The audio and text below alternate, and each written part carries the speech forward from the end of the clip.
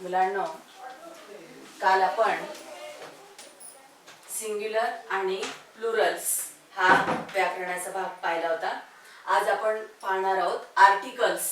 आर्टिकल्सला मराठीमध्ये म्हणतात उपपदे. आता तुम्ही म्हणाल इंग्लिशमध्ये आपण आर्टिकल्स शिकतो, कोणती आर्टिकल्स वापरायची ते पण आधी सांगते मी. वापरली जातात इंग्रजीत, ती आहेत ए, ॲन आणि द. आणि तुम्हाला माहिती मुलांना, सगळ्या स्पर्धा परीक्षांना जितक्या मोठ्या तुम्ही स्पर्धा परीक्षा द्याल, प्रत्येक स्पर्धा परीक्षेला A and the he articles भरा या स्वरूपाचे प्रश्न, अगदी तुम्ही मोठ्या कलेक्टर लेवलच्या एक्झाम जरी देत असला त्या एक्झामला सुद्धा तुम्हाला हा प्रश्न सोडवावा लागतो. त्यामुळे आतापासूनच जर तुम्ही या प्रश्नाकडे व्यवस्थितरित्या हा प्रश्न समजावून घेतला तर तुम्हाला पुढे याची अडचण येणार नाही. A and the he 3 articles आपल्याला इंग्रजी भाषेमध्ये भरायचे असतात, वापरायचे असतात. भरायचे असतात म्हणजे बोलायची पण असतात आणि परीक्षेमध्ये त्याची उत्तरे सोडवायची असतात, लिहायची असतात. म्हणजे थोडक्यात हे सगळं ए अँड द कसं भरायचं हे आपल्याला व्यवस्थितरित्या समजून घ्यायचं आहे. तर ही आर्टिकल्स मराठी भाषेमध्ये वापरण्याची गरज भासत नाही. मराठी भाषेला या आर्टिकल्सची गरज भासत नाही. मग इंग्रजीला का भासते? तर मराठीमध्ये आपण ही जी आर्टिकल्स आहेत त्याचे 2 गट आहे. पहिला म्हणजे इनडेफिनाइट आर्टिकल. इनडेफिनाइट आर्टिकल ते आहेत ए आणि ॲन. आणि दुसरा प्रकार आहे तो म्हणजे डेफिनाइट आर्टिकल आणि ते आहे द. डेफिनाइट आर्टिकल आहे द. द हे डेफिनाइट आर्टिकल आहे. ए आणि ॲन ही इनडेफिनाइट आर्टिकल आहे. मग ही वापरण्याची गरज इंग्रजी भाषेला का निर्माण झाली? कारण मराठीमध्ये आपण म्हणजे मुळातच ही उपपद एखादी गोष्ट एक आहे हे दाखवण्याकरता वापरली जातात. म्हणजेच ती वस्तू एक आहे हे जेव्हा सांगायचं असतं तेव्हाच ए आणि ॲन ही आर्टिकल वापरली जातात.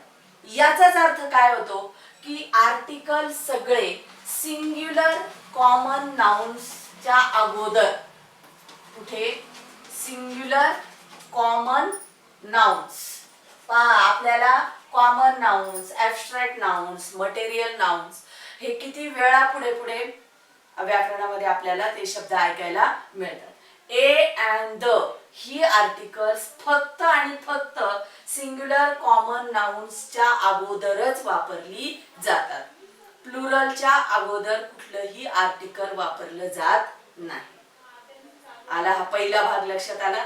ए अँड आणि द ही 3ही आर्टिकल्स फक्त सिंग्युलर कॉमन नाउन्स पूर्वीच वापरायची आहेत.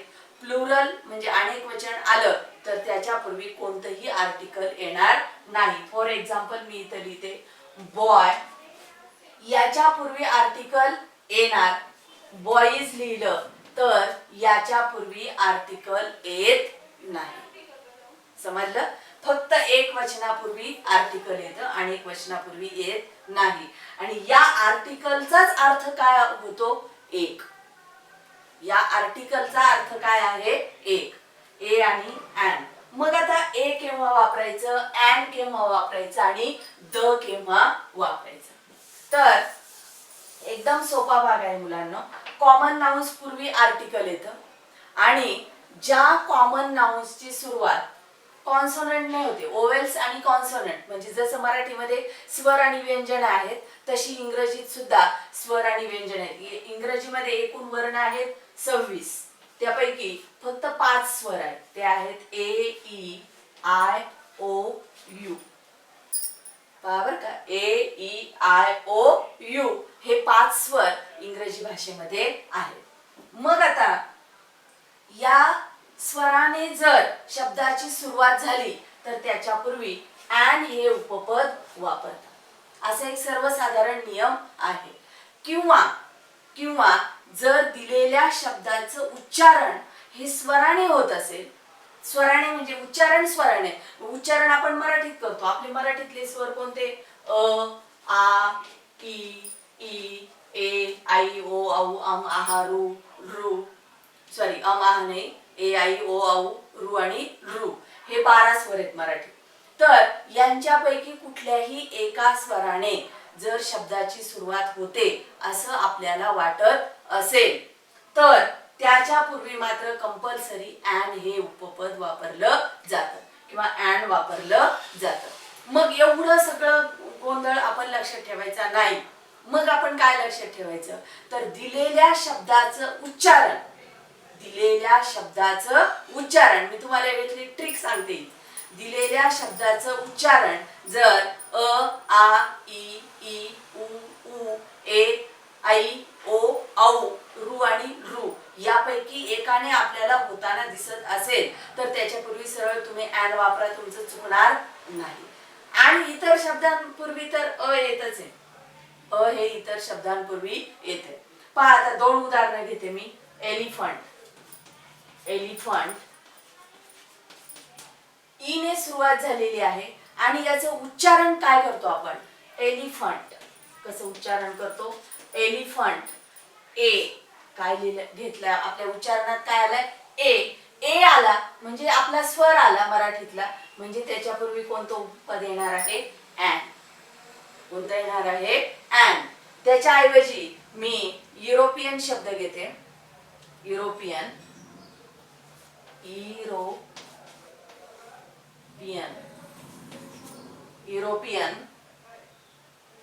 EU sorry. तर युरोपियन या उच्चारामध्ये आपण उच्चारण कसं करतो एरोपियन करत नाही. पहा इथे ई चा उच्चार आपण ए असा केला, इथं मात्र ई चा उच्चार आपण युरोपियन असा करतो. कसा करतो युरोपियन. म्हणून जरी ते सुरुवात ई ने होत असेल तरी देखील उच्चारण याचं व्यंजनांप्रमाणे होते. म्हणून याच्या पूर्वी अँड हे उपपद न वापरता अ हेच उपपद वापरलं जातं. समजलं. म्हणजे जरी सुरुवात स्वराने झालेली असेल तरी सुद्धा जर उच्चारण मात्र जर व्यंजनाप्रमाणे होत असेल तर त्याच्यापूर्वी अँड हे उपपद येत नाही. मग त्याच्यापूर्वी कोणतं उपपद येतं अ हे उपपद येत. समजलं. आणखी काही तुम्हाला उदाहरणं देते म्हणजे तुमच्या आणखी लक्षात येईल. पहा युनियन. काय युनियन. आता इथे युनियनचं उच्चारण कसं होतं पहा. युनियन य ने उच्चारण झालं. सुरुवात यू ने झाली आपल्या स्वराने झाली परंतु उच्चारण मात्र युनियन य ने झाले म्हणून त्याच्यापूर्वी सुद्धा अँड येणार नाही. तर काय येतं अ युनियन. कळतंय. त्याच्याऐवजी दुसरा शब्द घेते पहा. अम्ब्रेला. काय अम्ब्रेला. अम्ब्रेलाचं उच्चारण कसं होतं अम्ब्रेला. अम्ब्रेला.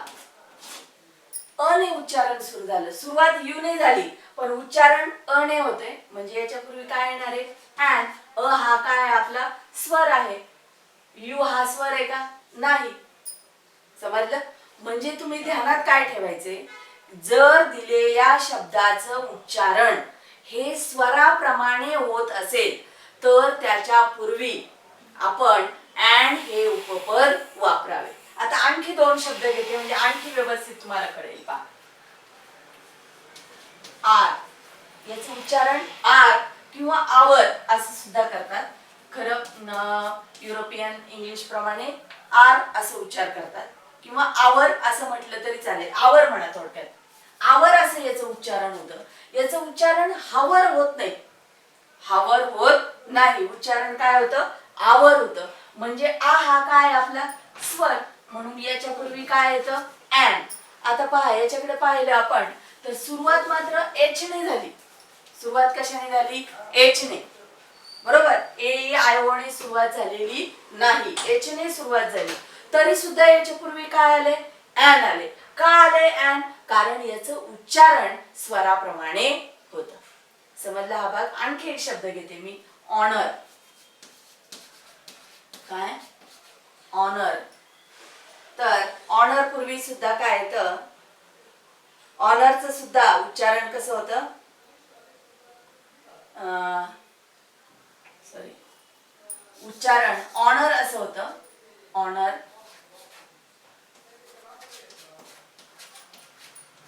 आणि मग ऑनर उच्चारण झाल्यामुळे त्याच्यापूर्वी सुद्धा काय येतं, ॲन येतं. समजलं? आलाय हा इथपर्यंतचा भाग लक्षात आला? किंवा ऑनर म्हणा किंवा ऑनेस्ट म्हणा. तर अशा पद्धतीनं जर शब्दाचं उच्चारण स्वराप्रमाणे होत असेल तर अशा नामांपूर्वी, अशा कॉमन नाउन्स पूर्वी अँड हे उपपद वापरलं जातं. मग अर्थातच ज्यांचं उच्चारण स्वराप्रमाणे होत नाही त्यांच्या पूर्वी आपण अ हे उपपद वापरायचं आहे. फक्त उच्चारण पाहायचं, स्वराप्रमाणे होत असेल तर अँड, होत नसेल तर अ. आलंय ह्या लक्षात? आता याला इनडेफिनेट आर्टिकल्स असं का म्हणतात किंवा अनिश्चित उपपदे असं का म्हणतात? अनिश्चित उपपदे असं ए आणि अँड ला का म्हणतात? कारण हे दोन उपपद जेव्हा वापरली जातात तेव्हा त्या वस्तूचा निश्चित कुठलाही बोध नसतो. म्हणजे उदाहरणार्थ धिस इज अ बॉय, म्हणजे हा मुलगा आहे. मग तो कोण आहे, काय आहे निश्चित माहित नाही, फक्त एक मुलगा आहे. धिस इज अ बॉय, या वाक्याचा अर्थ असा होतो मराठीमध्ये, हा एक मुलगा आहे. धिस इज अ बॉय, हा एक मुलगा आहे. खरं त्या ए चा अर्थ एक असा होतो, पण आपण मराठीमध्ये एक हा शब्द काही वापरत नाही. आपल्या प्रमाण भाषेमध्ये आपण फक्त एवढंच म्हणतो की हा मुलगा आहे, पण खरं त्याचा अर्थ काय होतो, त्या वाक्याचा खरा अर्थ असा होतो की हा एक मुलगा आहे. किंवा देअर वॉज अ किंग, म्हणजे तिथे एक राजा होता, एक राजा होता. तिथे आपण मराठीमध्ये एक हा शब्द वापरून मोकळे होतो, पण इंग्रजी भाषेमध्ये वन हा शब्द वापरत नाही. म्हणजे वन सिंग्युलर दाखवण्याकरताच ते ए आणि ॲन आणि द ही उपपद वापरतात. समजलं? कळलं इथपर्यंतचा भाग? काय यांना अनिश्चित का म्हणायचं? कारण त्यांनी ते ज्या नामापूर्वी आले त्या नामाची कोणतीही निश्चितता नसते, म्हणून त्यांना काय म्हणतात, अनिश्चित उपपदे असे म्हणतात. आता हा भाग पूर्णपणे तुम्हाला समजला असेल. जर उच्चारण हे स्वरासारखं होत असेल तर त्याच्यापूर्वी ॲन वापरायचं, होत नसेल सरळ काय वापरायचं, अ हे उपपद वापरायचं आहे. त्यानंतर आपण पाहणार आहोत डेफिनेट आर्टिकल द केव्हा वापरायचं, द चा वापर केव्हा करायचा. तर मुलांनो, एखाद्या नामाबद्दल आपण माहिती सांगायला सुरुवात केली. For example, this is a boy, this is a boy, आणि त्याच मुलाबद्दल पुढे माहिती सांगतोय. मग आपल्याला निश्चितपणे माहिती आहे की ह्याच मुलाबद्दल आपण सांगतोय. मग काय म्हणणार आपण, the boy is, the boy is very clever, the boy is very clever.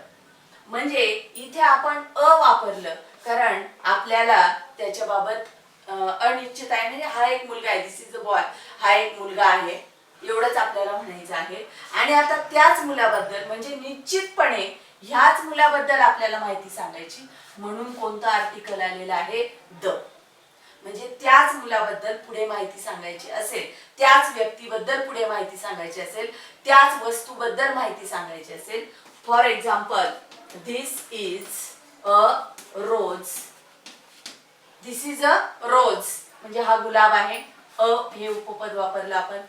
The rose is, the rose is red in colour, red in colour, the rose is red in colour. Rose लाल रंगाचे आहे, गुलाब लाल रंगाचा आहे. म्हणजे इथे आपण हा एक गुलाब आहे एवढं म्हटलं. आता त्याच गुलाबाच्या फुलाबद्दल माहिती सांगायची, म्हणून the rose is red in colour. कळतंय? आलं लक्षात? म्हणजे निश्चितपणे जर आपल्याला ती वस्तूबद्दल माहिती सांगायची असेल तर द हे उपपद वापरलं जातं. हा द चा पहिला नियम झाला. नंतर द चा दुसरा नियम असा आहे की द हे आर्टिकल जगातल्या ज्या एकमेव वस्तू आहेत त्यांच्यापूर्वी द हे उपपद वापरलं जातं. उदाहरणार्थ द सन. सन म्हणजे सूर्य, जगातला एकमेव आहे, एकच सूर्य आहे जगामध्ये, त्यामुळं आपल्याला दिसणारा म्हणून आपण काय म्हणतो, द सन. नंतर the moon. The moon. The earth. आणखी काय, द अर्थ. पृथ्वी एकच आहे, एकमेव पृथ्वी आहे. द ताजमहल. द ताजमहल. जगातला एकमेव आहे ताजमहल हा, म्हणून ताजमहल पूर्वी सुद्धा आपण कोणतं आर्टिकल वापरलं, द. येते लक्षात. त्यानंतर द हे उपपद आणखी कुठे वापरलं जातं पहा, तुम्हाला समजेल असा आणखी एक नियम मी सांगते, म्हणजे तो कळला पाहिजे तुम्हाला ना. बर, सुपरलेटिव्ह डिग्री पुढे घेणार आहे आपण, त्यामुळं तो सुपरलेटिव्ह डिग्रीचा सुद्धा एक नियम सांगते. हा कळला. जगातल्या ज्या एकमेव वस्तू आहेत त्यांच्यापूर्वी कोणतं आर्टिकल वापरतात, द हे आर्टिकल वापरतात. त्यानंतर सुपरलेटिव्ह डिग्री पूर्वी द हे आर्टिकल वापरतात. म्हणजे सुपरलेटिव्ह डिग्रीतलं वाक्य कसं असतं पहा, दिस इज द मोस्ट, काय, the most beautiful. This is the most beautiful dress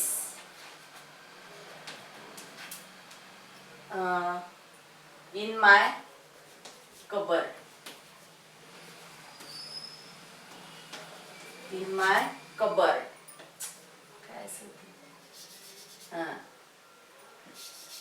This is the most beautiful dress in my cupboard. माझ्या कपाटातील हा सर्वात सुंदर ड्रेस आहे. इथे जेव्हा आपल्याला द मोस्ट ब्युटिफुल म्हणायचे म्हणजे सगळ्यात सुंदर, तेव्हा तिथे द हे उपपद वापरलं जातं. याला म्हणतात सुपरलेटिव्ह डिग्री. हे पुढे तुम्हाला 8वी 9वी ला तुम्ही शिकताल तेव्हा येईल. या सुपरलेटिव्ह डिग्री मध्ये सुद्धा द हे उपपद वापरलं जातं. आणखी आहेत काही 1-2-4 नियम, परंतु ते तुम्हाला काही आताच अभ्यासण्याची आवश्यकता नाही. एवढं जरी तुम्ही अभ्यासलं तरी आताच्या पेपर सोडवण्यापुरतं किंवा तुम्हाला समजण्यापुरतं एवढं पुरेसं आहे. समजलं काय काय सांगितलं मी. द केव्हा वापरायचं, जर एखादी वस्तू जगात एकमेव असेल, एकटीच असेल, तर तिच्यापूर्वी द हे उपपद वापरायचं. त्यानंतर एखाद्या नामाचा आपण आधी उल्लेख केलाय, त्याच नामाबद्दल जर पुढे माहिती सांगायची असेल, त्याच नाऊनबद्दल माहिती सांगायची असेल, तर त्या नाऊनपूर्वी अ येत नाही, अ ऐवजी काय येतं, द येतं.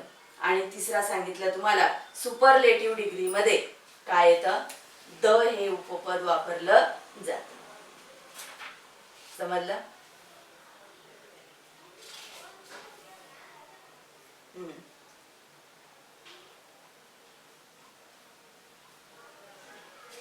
अशा पद्धतीनं हा आर्टिकल ए अँड द कुठे आणि कसे वापरायचे हा भाग मी आता तुम्हाला सांगितलेला आहे. आणि याचा वापर करून तुम्ही वाक्य परीक्षेमध्ये सोडवू शकता. समजलं. थांबूया आपण.